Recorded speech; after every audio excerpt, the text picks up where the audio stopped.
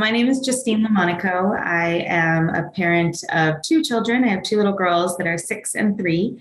And I'm also the co-founder of the Learn and Live Letter homeschool program. I actually had very little exposure to homeschool. In my head, I had always pictured it as you're just home with your parents all day and like doing worksheets and checking boxes and just sort of getting through your education journey, but not necessarily opting into a deeper level of understanding or anything that you couldn't get in a public school system. Then as an adult, I met Cynthia, who is the other co-founder.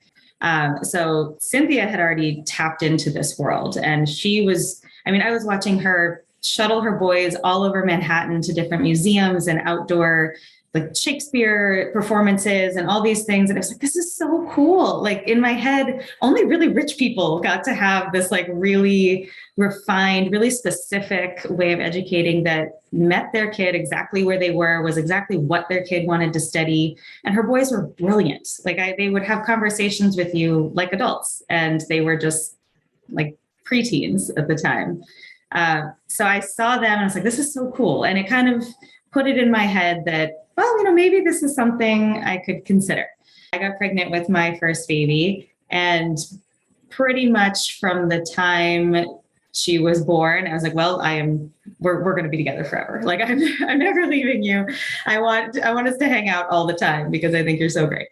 For Vivi's first year of homeschool, and it was just preschool. A lot of it was just sort of learning letters, different things with nature. It was very, very basic. I am fortunate/cursed to have a child that wants to school all the time. She loves lessons. She loves learning. And it really wasn't enough for her. She wanted more. She's always been interested in France, the country, and Paris. And when we found your program, first of all, I was really drawn to the fact that it was play-based because I knew that was something that was really successful for her. And I liked that they were short. And her sister, even though she's 3 and not actually in school yet, she thinks she's a first grader too. So she does all the lessons with her, which is really great because then they're both, acting like frogs, or they're both doing the clapping, and they're doing all the games together. And it feels even more like play than it would if it's just me and her sort of interacting. They definitely love the games. I think any excuse to get up and move is always really good for them.